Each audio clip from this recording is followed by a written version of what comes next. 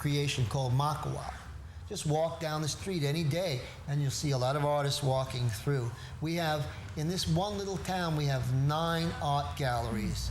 That vies with Lahaina, not in size, not in the fact that people know about it, but the fact that we have a wonderful venue, we have great places to eat, we have tremendous restaurants, we have beautiful little cafes, and the air is fresh, the people are friendly, and it's just a delight. It's like walking into a set that could be a cowboy set in 1900s. Or from another world. From another world, right. Another planet sometimes, too. Absolutely. There's a little bit of everything in Makawa, and now there's a lot more of a little bit of everything with the art world here. What's your vision for this gallery? What would you like to see? Because this is still in the beginning, the kind of the embryo stages of this building. You've just been open for a little while. Where do you see this place going? Well, my vision for it is an organic vision. The place itself has so much energy, it's going to start developing. It's starting to happen right now. People are coming to it. People who have the ability to travel the world are now being drawn to this place because it has an energy beyond myself. It has the energy of the other artists, it has the energy of the art center all around.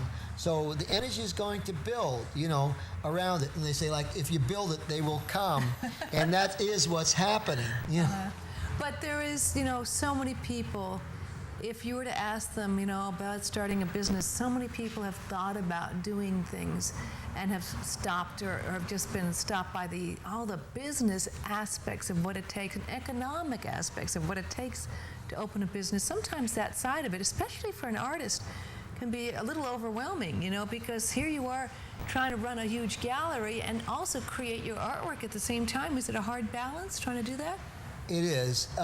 First, the issue of the money thing.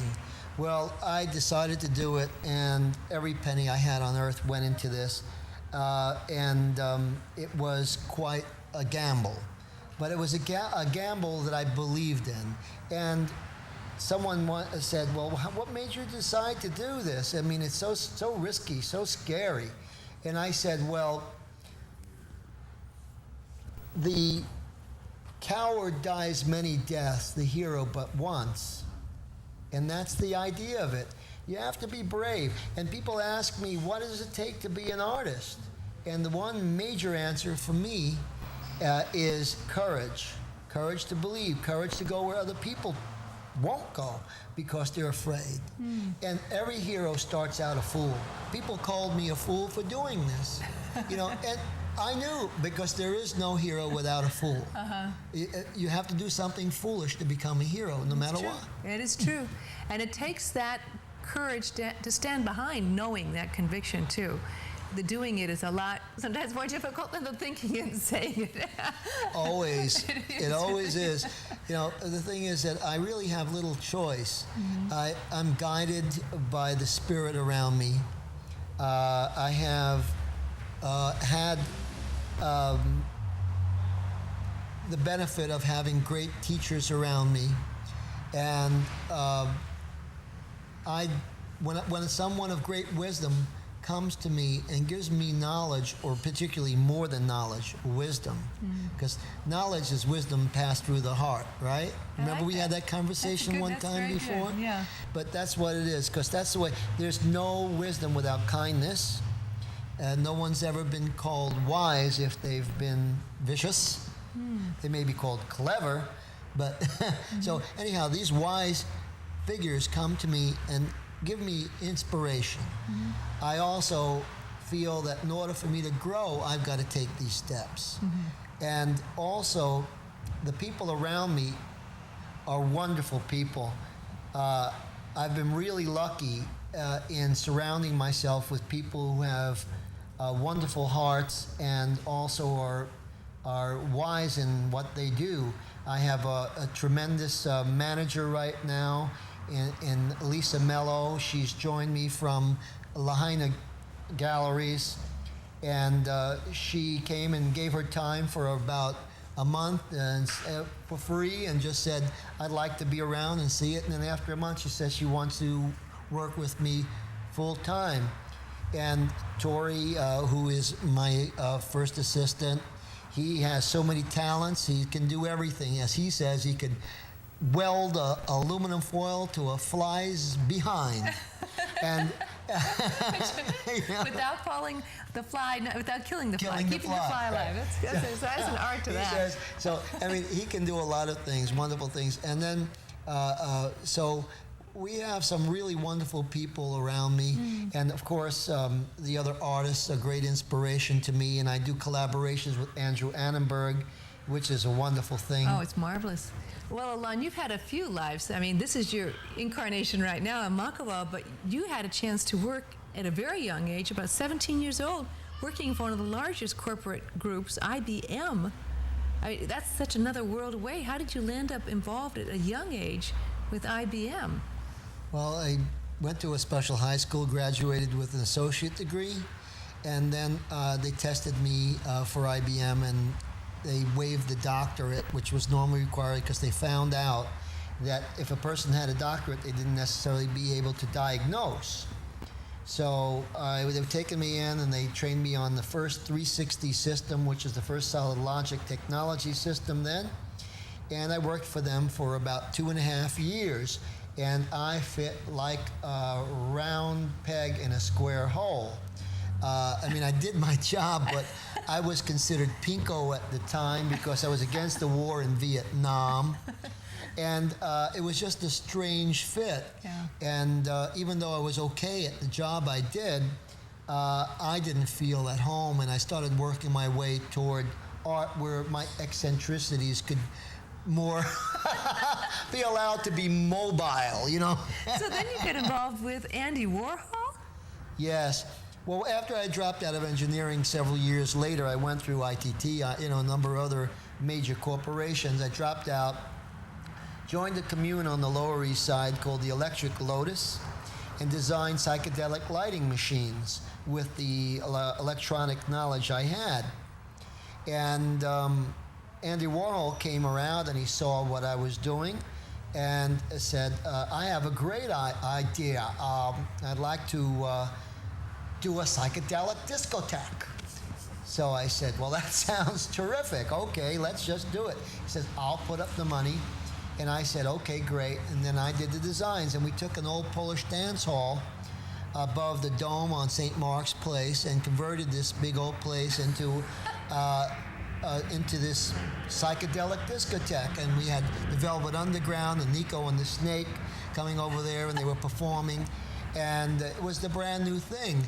And then later on, it became what was known as the Electric Circus when another party came and bought the rights to the place and just built the Electric Circus. And then there was the Fillmore East, which we did, and we did all the light shows for Fillmore East. And so it was kind of a wild ride. So you went from a corporate structure to the wildest parties, the wildest discos, the most psychedelic kind of life. It's kind of two extremes, right? I loved it. It was the summer of love. It was wonderful. It was great. And, it was also Woodstock. We did the first Woodstock Festival, Really? which was not the big one. There was two before, which most people don't know.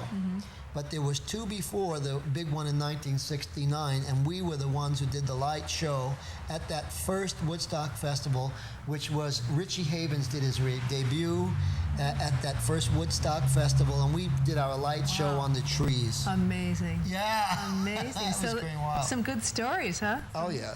I've got stories. I have stories. So that's a pretty wild background from all of that. Yeah. And then to Maui and deciding that this is what you wanted to do on Maui. This is where your dream was. Well, I was told to come here with two things.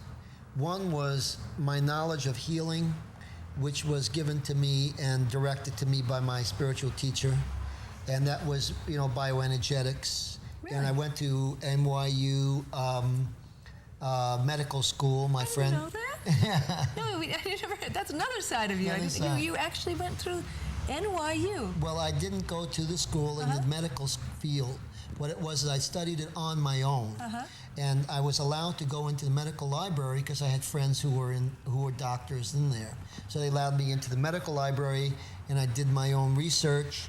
and I did work on, I did work which I presented at the UN as well on protein deficient countries, and a lot of other things I did. I was also reported on by Esquire magazine. I was the only lay that was allowed in the issue on cancer research by Esquire magazine, because I had a unified theory on cancer, which I proposed. And so I've done a lot of different things outside, but art is the one area that I find that says wonderful things and helps people without being hard to swallow. It's a sweet pill, and it helps people in a beautiful way. Well, I think that beautiful art, beautiful colors, beautiful energy is definitely healing as well.